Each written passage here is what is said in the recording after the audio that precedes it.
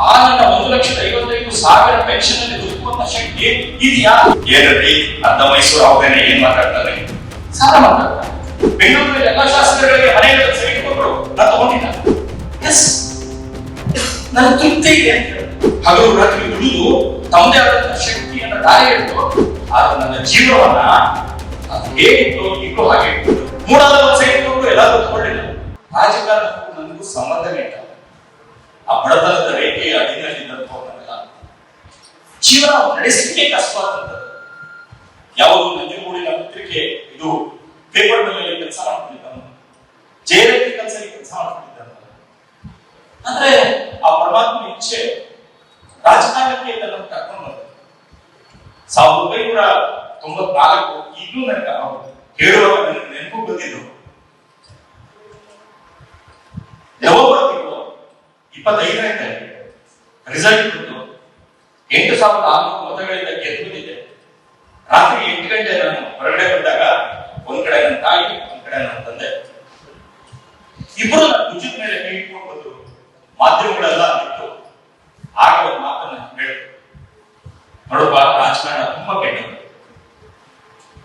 ಅಲ್ಲಿ ಇರುವುದು ಬಹಳ ಕಷ್ಟ, ಆದ್ರೆ ನಿನ್ನ ಕೈಯನ್ನ ಕೆಸರು ಮಾಡ್ಕೊಬೇಡ. ಮೈಯಲ್ಲಿ ಹರಿತಾ ಇರುವಂತ ರಕ್ತ ಶುದ್ಧ ರಕ್ತ, ಅಶುದ್ಧ ಮಾಡ್ಕೊಬೇಡ.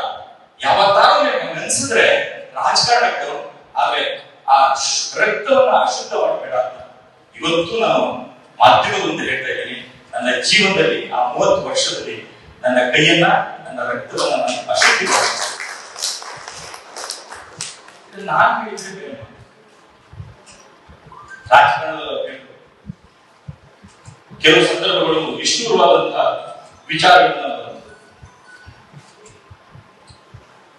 ಜನೌಷಧ ಕೇಂದ್ರವನ್ನ ದೇಶದ ಮೊದಲನೇ ಬಾರಿಗೆ ನಾನು ಮಂತ್ರಿಯ ಪ್ರಾರಂಭ ಮಾಡಿದೆ.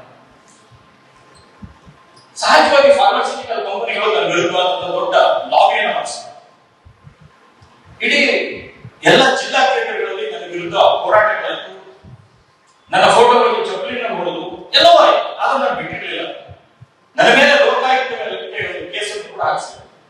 ಆದ್ರೂ ನಾನು ವಿತ್ಡ್ರಾ ಮಾಡಲಿಲ್ಲ. ಅನ್ನೋ ಸಂತೋಷ ನನಗಿದೆ. ಕಾರಣ ಅಂದ್ರೆ ಅದೇ ಜನೌಷಧ ಕೇಂದ್ರ, ಅಂದ್ರೆ ಜನರಿಕ್ ಬ್ಲಡ್ ಹೌಸ್ ಇವತ್ತು ದೇಶಾದ್ಯಂತ ಪ್ರಧಾನಮಂತ್ರಿ ಜನೌಷಧ ಕೇಂದ್ರವಾಗಿ 11,000 ನಮಗೆಲ್ಲ ಒಂದ್ ಕಡೆ ಆತ್ಮದಲ್ಲಿ ಸಂತೋಷ ಸಿಗುತ್ತೆ. ಹಾಗಾಗಿ ಅದ್ರಲ್ಲಿ ನಾನು ಯಾರೋ ನನ್ನ ಅಣ್ಣನ ಮಕ್ಕಳಿಗೋ ತಮ್ಮನ ಮಕ್ಕಳಿಗೋ ಇನ್ನೊಬ್ಬರಿಗೋ ಕೊಟ್ಟಿರಲಿಲ್ಲ ಕೇಂದ್ರಗಳನ್ನು. ನಾನು ಏನೋ 10,000 ಕೊಟ್ಟಿದ್ದೆ.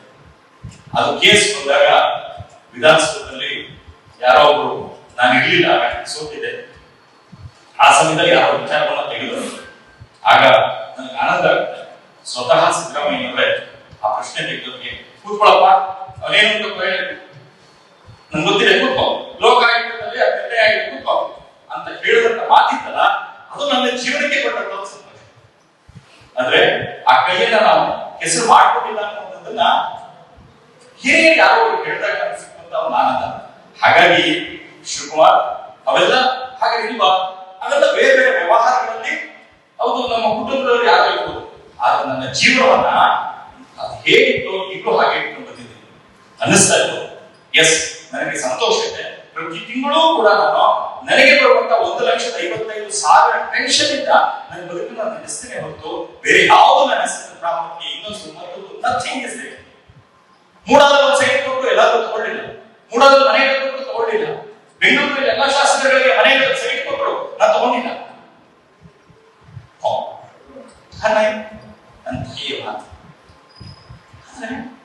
ರಾಜಕಾರಣದಲ್ಲಿ ಅವೆಲ್ಲ ಸಹಜವಾಗಿ ಬರುತ್ತೆ.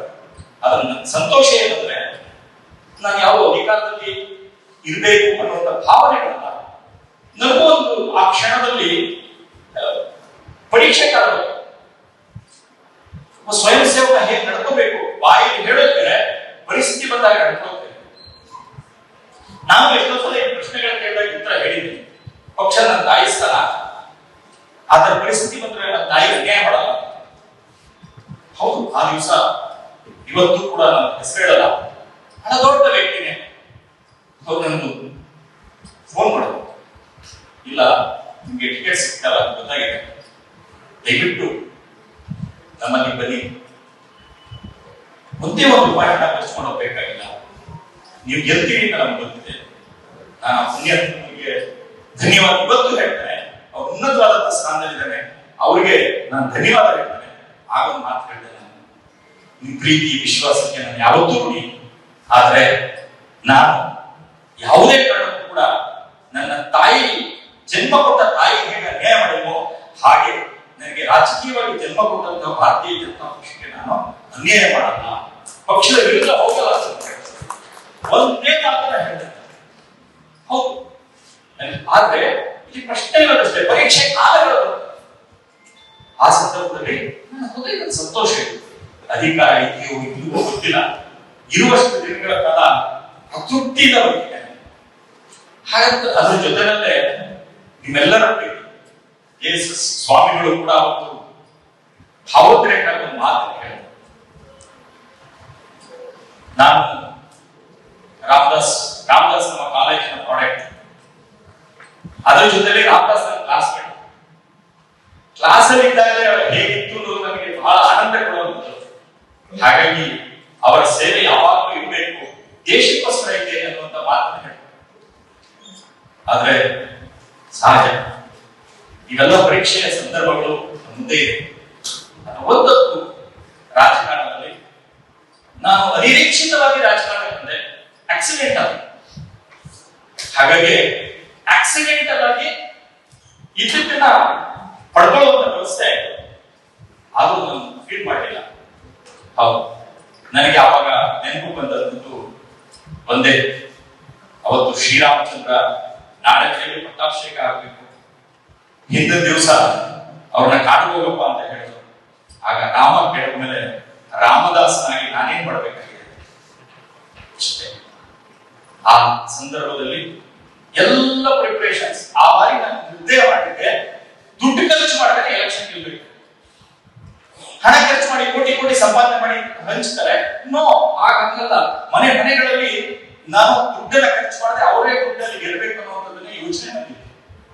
ಸಹಜ, ಊಟ ಕೂತಿದ್ದೆ, ಎಲ್ಲರೂ ಊಟ ಸ್ಟಾರ್ಟ್ ಆಗ್ಬೇಕಾಗಿತ್ತು. ನನ್ನ ನೇರ ಸುತ್ತ ಬೇರೆ ಕೂರಿಸಿದ್ರು, ಆದ್ರೂ ನನಗೆ ಏನು ಫೀಲಿಂಗ್ಸ್ ಇಲ್ಲ, ನಾನೇ ಬಡಿಸ್ತಾ ಇಲ್ಲ. ಕಾರಣ ಏನು? ಅದು ಶ್ರೀರಾಮ ನಮಗೆ ಕೊಟ್ಟಂತಹ ಒಂದು ದೊಡ್ಡ ಸಂದೇಶ.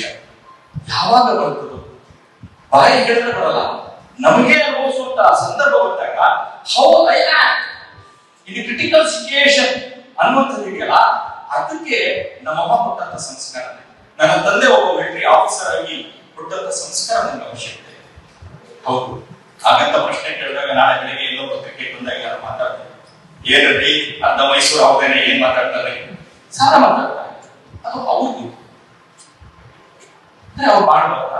ಹಗಲು ರಾತ್ರಿ ದುಡಿದು ತಮ್ಮದೇ ಆದಂತಹ ಶಕ್ತಿಯನ್ನ ದಾರಿ ಹಿಡಿದು ಬದುಕುವಂತಹ ಒಂದು ಕೈಗಾರಿಕೋದ್ಯಮಿಗಳಾಗಿ ಬದುಕುವಂತವರು ನನ್ನ ಕುಟುಂಬದಲ್ಲಿದ್ದಾರೆ. ಆದ್ರೆ ನಾನು ಎಸ್ ನನ್ನ ತೃಪ್ತಿ ಇದೆ ಅಂತ ಹೇಳಿದೆ.